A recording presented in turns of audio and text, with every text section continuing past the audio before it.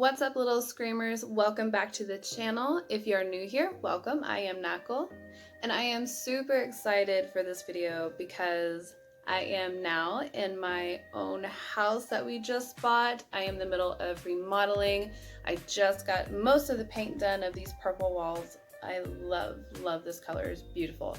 But anyway, and not only that, I am no longer 28. I am 29 years old.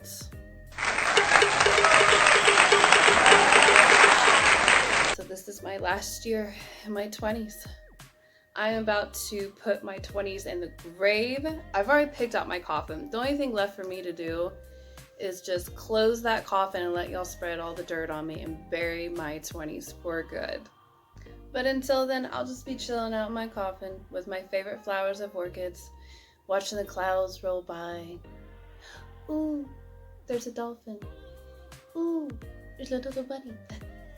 Ooh, there's a job that's about to eat that bunny. How weird.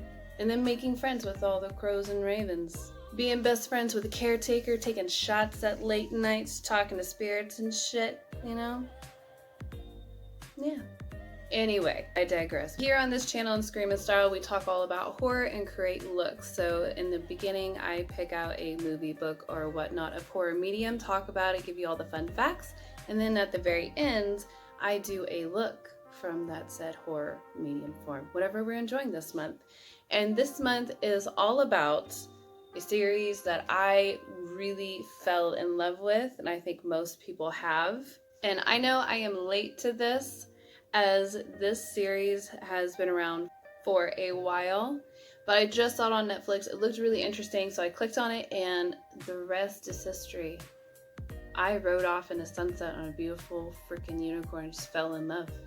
And this series is called Death Note. But then I watched the 2017 live action version, and I did not run off into the sunset with a magical, beautiful unicorn. I buried that movie in its own grave in another freaking cemetery away from my 20s. Let's dive into this newfound love, and also let's kind of dive into something that just didn't work.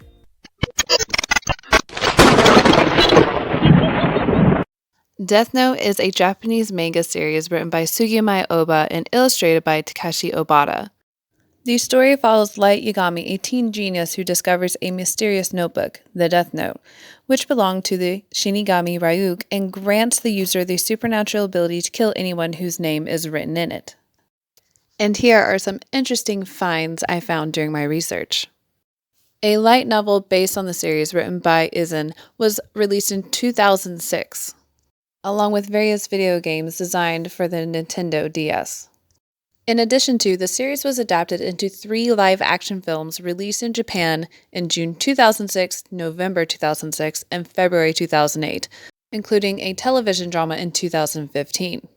Then came along a miniseries titled Death Note New Generation, and a 4th film was released in 2016. And then, of course, came the 2017 American version, of which we will talk about later. As of April 2015, the Death Note had over 30 million copies in circulation, gaining awards, notoriety, recognition in both Japan and North America. Anime News Network writer Zach Bertsky called Death Note a surprisingly gripping and original suspense tale that raises a handful of interesting questions about morality. After the series released outside of Japan, there was a slew of copycat crimes, and in 2005, it became banned in People's Republic of China, where you could only get it in Hong Kong, where it was legally published Chinese language versions, all because students were creating their own death notes and writing names in them. This didn't stop in China. Kids all over the world proceeded to do this in places like Virginia, South Carolina, Alabama, Washington, Michigan, Oklahoma, Pennsylvania, Pittsburgh, in Sydney, Australia, and one note even contained George W. Bush and another Justin Bieber. I guess not everyone are believers. And then in 2015, a musical adaptation of the Death Note, the musical, ran in both Japan and South Korea. It was originally composed in English by Broadway composer Frank Wildhorn and book by Ivan Minchell. Near and Mello were almost Elle's children in the story, yet the creator couldn't picture someone as obsessive and analytical like Elle to indulge in emotions like that, so it was nixed. And disturbingly, there was a Belgian murder case over a decade ago involving mutilated body and several notes around saying, "I am Kira." In the book, there was a magic eraser to bring people back to life, just as long as their bodies weren't burned, but it was never used in the main series. It was only mentioned once in the pilot of the manga. Misa was one of the most difficult characters to draw for Obata because of the combination of her specific fashion and endless variety of expressions and mood. It was hard for him to keep track of and stay on top of, plus not understanding her love and loyalty to Light. Naomi Misora was intended to help balance out the male-heavy cast, but she was abruptly killed, all because she was too smart. She figured out the Kira case too quickly. It was a bummer. The Shinigamis were originally supposed to look more ordinary and human-like with wings, yet they abandoned this due to fears that they would overshadow the main characters. Light might become a Shinigami in the afterlife, because he can't go to heaven or hell, but it doesn't mean he can't go somewhere else. In Death Note, Relight, a Shinigami is introduced who has great knowledge and has interactions with an older-looking Ryuk. Fans have since suspected it's Light, but that I suspect we will never ever know. In 1973, a manga called The Miraculous Notebook was released. The protagonist was a middle-aged worker who comes across the notebook doing the same thing as Death Note. Although never citing a specific work or piece for his inspiration for the plot, we wonder if Oba knew of this story's existence. That is curious. And thanks to fans, Elle is a talented practitioner of martial arts. This all happened because when fans saw Elle, they based his stance and technique on the style practitioner of capoeira. I know I'm not pronouncing it correctly, sorry about that. In any case, this was not Oba's intention, but because this theory became popular, Oba incorporated it in the story. Pretty freaking cool. And surprisingly, Oba and Obata never met while creating the manga series. They would use their editor as the go-between, using thumbnails to represent the artwork, action, and dialogue for the story. Once they reviewed each other's work, they met with the editor to do changes. It wasn't until 2004 that the two men met nearly a month after the manga was published, and separated ways again when working together on the manga Bakuman. Oba, the creator, keeps his life extremely guarded, so there's little to know of him, but we do know that he collects teacups and holds his knees on a chair when sitting like Elle. But fortunately, I was able to find an interview about Death Notes, and this is what he had to say. After being asked where did the inspiration for Death Note come from, he answered, "There's nothing in particular. I started thinking of some ideas, and while these ideas were still floating in the back of my mind, I got more ideas to fill up detailed plots like the rules and the god of death and so on. Eventually, I thought there was enough material for a good story to tell." Why did you choose to portray Elle in such a quirky way? He answered, "I wanted Elle to be an extremely unorthodox character to contrast with Light, who is supposed to be a brilliant, outstanding student." What is your stance on justice? Do people have the right to take another life in the name of justice? He answered, "I did not put much deep thought into subjects like life and death or justice and evil. I wrote the story hoping that it would be good entertainment." And it turns out the very last chapter of Oba's manga didn't make it into Death Note, and he penned a one-shot special released in 2008 that picked up a few years after Light's death. A brand new Death Note one-shot chapter will be published in Japan's Jump SQ magazine in February 2020. So there's a lot of adaptable material out there, should Madhouse ever decide to go ahead with a second season. Which would be awesome and great to have, but again, probably highly unlikely that will ever happen, unfortunately. And now let's go on with the 2017 American version, Death Note, directed by Adam Wingard. He explained how the characters were changed to fit in the Western setting and explained even more in an interview with IGN, saying, "At its core, it's taking the themes of who the characters are, but it's exploring them in a new context. Ultimately, the personalities of the characters are quite a bit different. Elle isn't the same. There are a lot of similarities. He likes candy, sometimes he romps around with the shoes off, those kind of things. But at the end of the day, the take on Elle and the escalation of his character is very different. He's still a weirdo, it's the same for almost all the characters across the board." Probably the only character that comes off as the same way as he does in anime is Ryuk. However, many have noted the issues with the story's direction and how it leans on various cliches found within the genre. Polygon's Julia Alexander described the film as a lazy, unambitious, forgettable movie that lacks any imagination, heart, or entertaining values. David Elkrich of The Wrap noted that Wingard's focus on gore caused issues with the story, stating, in a film that tries to cram 10 liters of story into 8 ounces of time, it's extremely frustrating to see so much of it wasted on gratuitous kills that can't even stack up to the creative bloodlust of the trashy B movies they rip off. Oof. Ouch. Wingard added that he wanted to make a film that felt different than what had been done before in Japan. He stated their approach in some ways was letting go of the original source material. He said it was about creating a new experience out of it. This stuff has already been made into movies in Japan. The anime itself is an adaptation, and a lot of those things are on the nose. So this was a chance to re-explore the material in a new light. All right, final thoughts for the anime series and live action movie. And I'm going to start with the anime series because I love it. I love it so much, as you can definitely already tell. But the reason why I got hooked into this series was because of the battle of the wits between L and Light. They are always constantly outdoing and outplaying each other on the chessboard. And I always say that this series is pretty much 3D chess. And I actually didn't know that exists until I was watching an episode of Big Bang Theory one night. And they had this weird, like, it looked like a sculpture with chess pieces on it. And so I looked at my guy, I said, what is that? He said, oh yeah, that's 3D chess. What? That looks terrifying. And looking at it makes me feel dumb. Because I don't even know how to play regular chess well. Look, checkers, we got it. But chess, I need work. But I always describe this anime series as 3D chess. And I love it is the exploration of their psyche, because it's intellectual, highly intellectual, obviously, while they're playing with the theme of justice. They both have different moral grounds, but they still have a strong moral compass of justice. Yet one takes the mad route of wanting to be the god of a new world order, and one just wants to see justice done right. Because, I mean, honestly, justice is subjective and contextual, as well as morals are. Anything to do with the mind, the workings of it, people's strategic moves, their thinking, their psychology will always instantly grab me.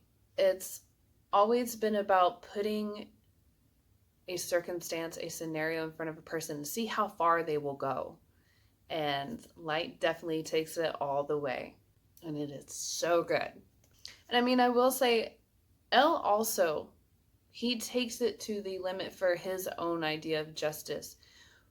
I almost want to say L has this ego and pride to him that really pushes him to go far beyond the limits of catching Kira. But anyway, before that gets too long in that, the other thing I really loved about this is that I think Ryuk and Light were perfect for each other.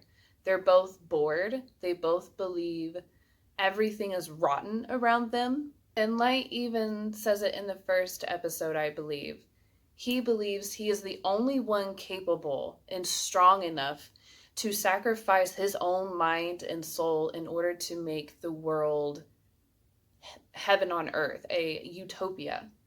I say Light and L, especially Light, is probably one of the most fleshed out characters I have seen in a long time. And I saw Misa as embodying the phenomena people in society can have towards other people who no longer see them as a human being, as an equal, but as a god, and have so much love and devotion and will do self-sacrifice, do anything, like Charles Manson.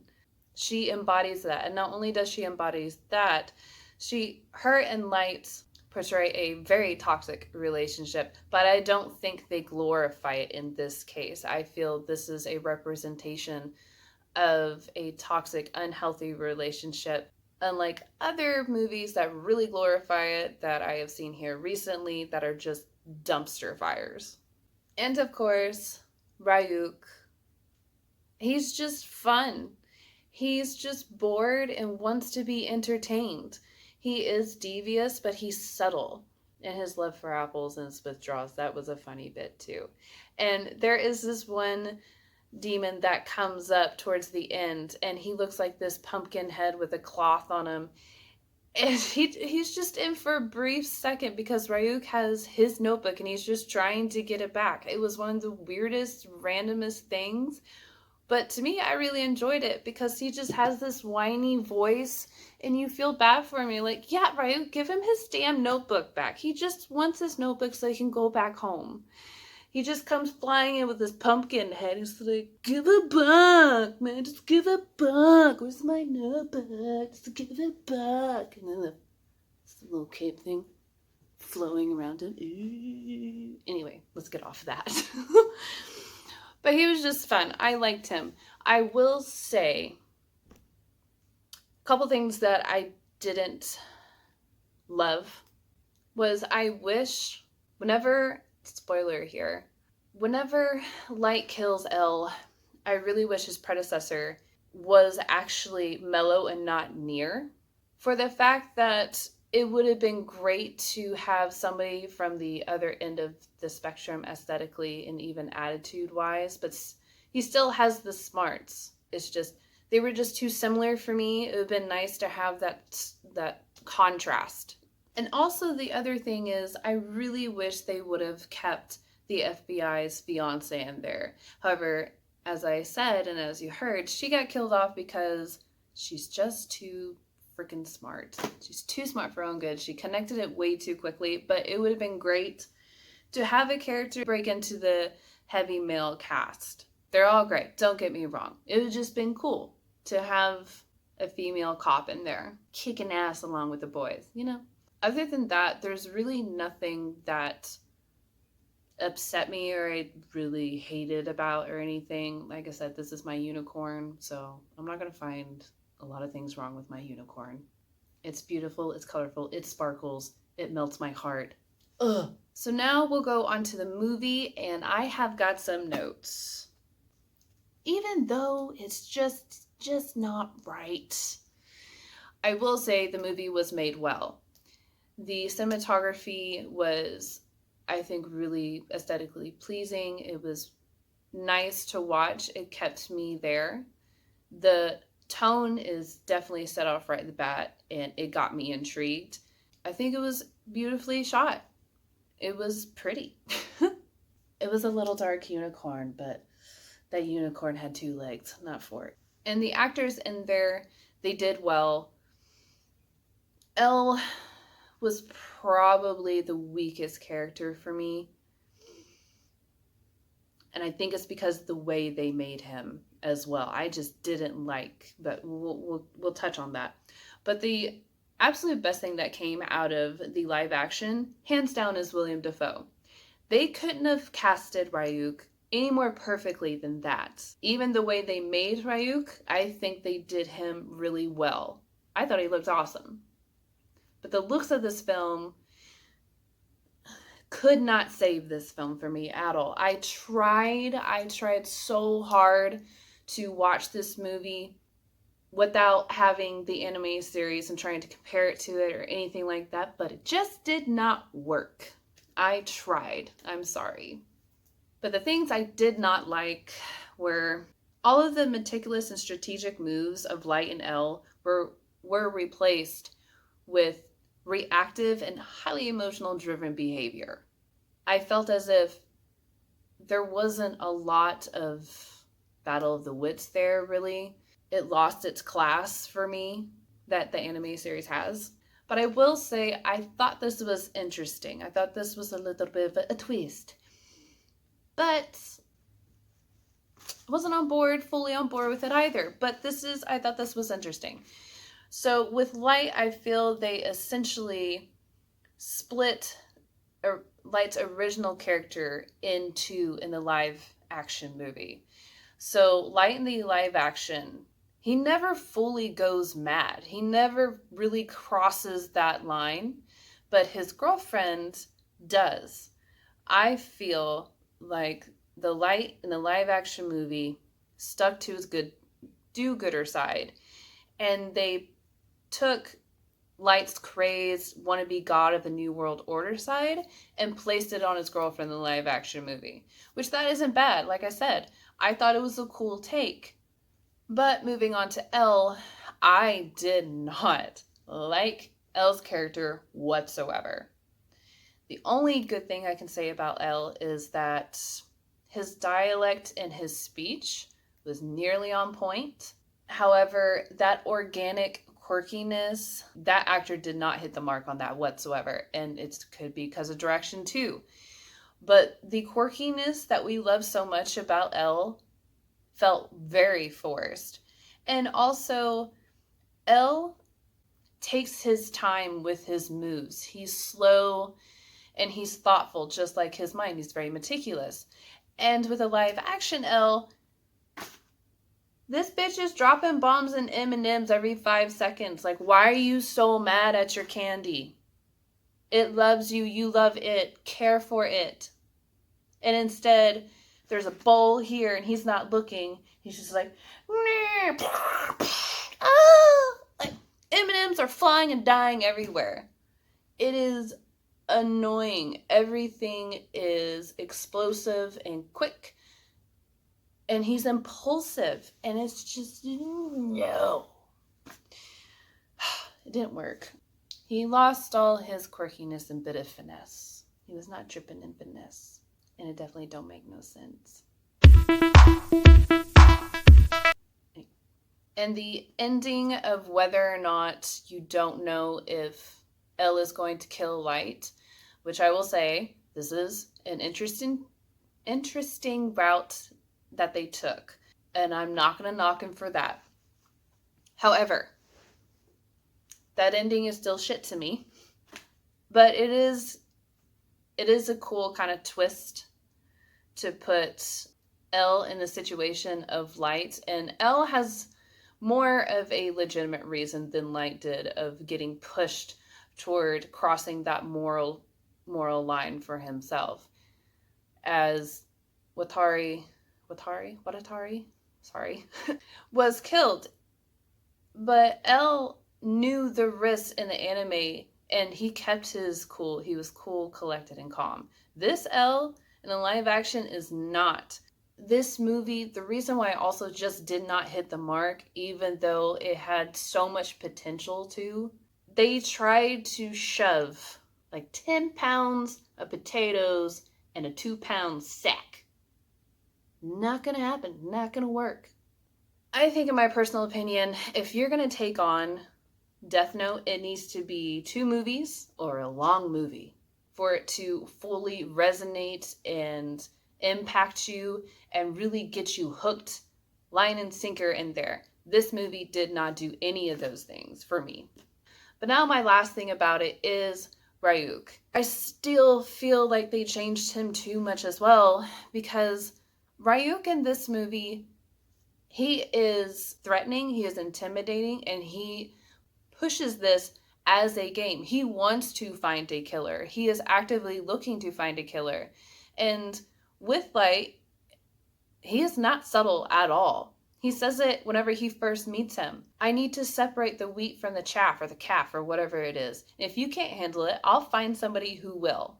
He's pushing in this movie. He never did that in the anime series. He laughs in the anime series whenever he knows something is going to fuck with Light and it's going to screw up his plan. But he doesn't really say anything about it. He's subtle. I feel like they took away a bit of his quirkiness. In the live action, he is definitely acting way more of a death god that you would think a death god would act. Unlike the anime series, he's not. He's just there and just wants to be entertained. But like I said, I still love him. Great character. But I believe that is all that I have for my thoughts on the anime and the live action for now. Anime series is definitely worth a watch. Go watch it now on Netflix. You will binge watch it. I love it. If you love the anime series, don't watch it. If you have not seen the anime series, watch the live action first, and if you want to see the original material, then go watch the anime series. But that is all for today. But anyway, I really hope you guys enjoyed this video. I really loved making this in the makeup. Make sure you like, subscribe, and hit that notification bell so you are updated on every time I release a video. And stay tuned for the makeup because it's coming up next. But you little screamers, have a wonderful day, night, week, month, everything in between. And I will see you all later. Mwah! Bye!